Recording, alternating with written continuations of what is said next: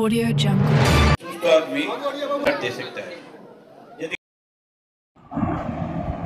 রবিবার 27শে এপ্রিল অরোরা অ্যাসোসিয়েশনের পরিচালনায় 16তম রক্তদান শিবির অনুষ্ঠিত হলো কলকাতার পিকে টেগর স্ট্রিটে। এদিন 60 জন স্বেচ্ছায় রক্ত দেন।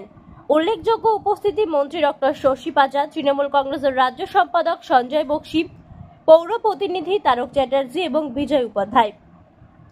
অন্যতম পরিচালক ধীরেন সোনকার, মিহির সাহা, ওম প্রকাশ জালান এবং সত্যনারায়ণ সোনকারের স্মৃতিতে শিবিরটি উৎসর্গ করা হয়।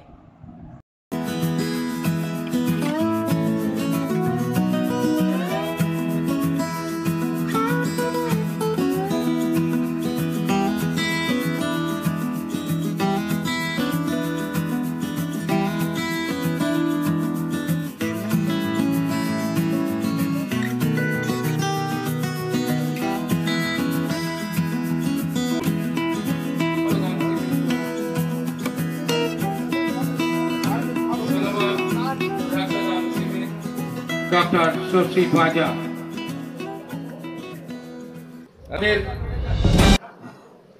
सकलेर प्रिय गुलदस्ता लेते हुए और उत्तरीय कितना सुंदर है दुपट्टा भी।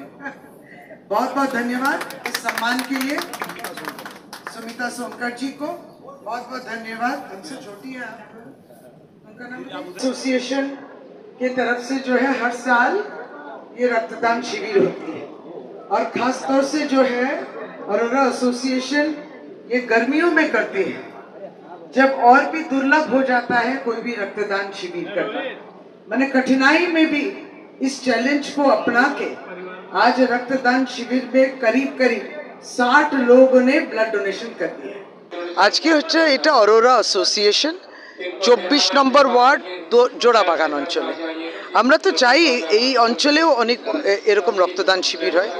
অরোরা অ্যাসোসিয়েশন দীর্ঘ কয়েক বছর ধরে করছে এবং ইতিমধ্যে 60 জনরা আরম্ভই করে দুপুরে ইতিমধ্যে 60 জন রক্তদান করেছেন। আমার মনে হয় অত্যন্ত অভিনব, অত্যন্ত ভালো একটি উদ্যোগ যেটা অরোরা অ্যাসোসিয়েশন পক্ষ থেকে ধীরেন সোনকার মোটামুটি পুরো উদ্যোগটাও নাই, সকলেই আছেন এবং এই আমাদের এই এয়ার কন্ডিশন বাস যেটা মারওয়ারি রিলিফ সোসাইটি খুব পাশে, তারা এই মোবাইল ভ্যানটাও দিয়েছেন যেখানে রক্তদান হচ্ছে। আমরা সত্যি কৃতজ্ঞতা জানাই আমাদের প্রিয় রক্তদাতাদের স্বতঃস্ফূর্তভাবে এগিয়ে এসে রক্তদান করা।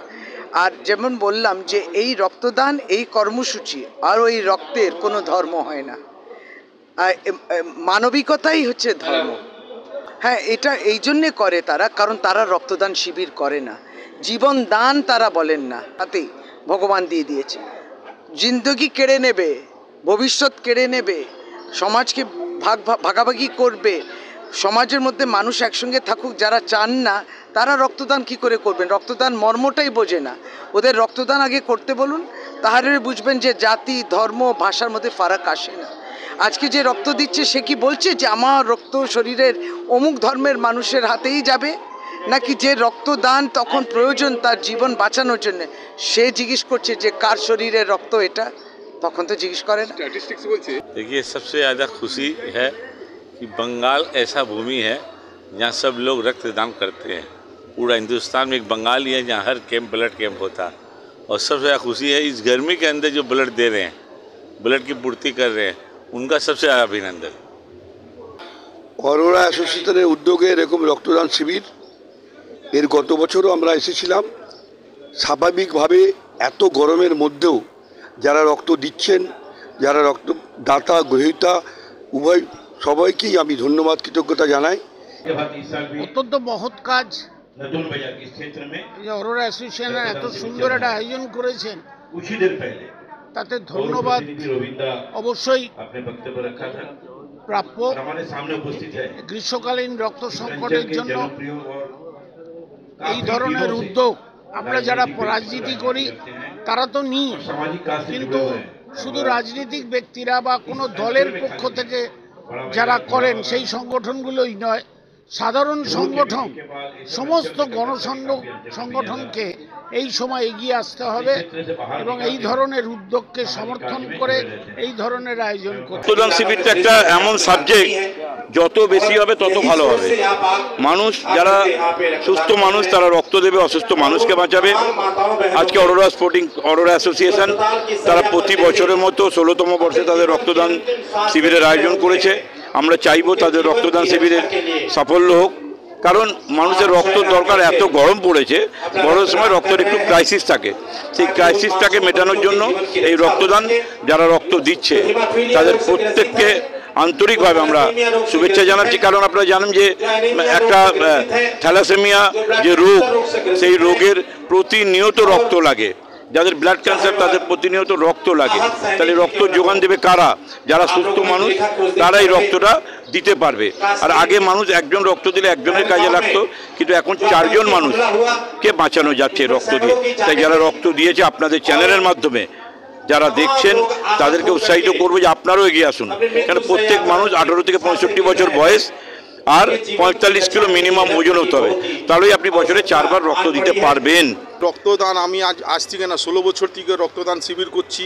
তারপরে ছট পুজো করি, তারপরে গণেশ পুজো করি। আমি লোকের পিছে দাঁড়াই, যে লোক আমার কাছে আসে তার জন্য আমি সাহায্য করি।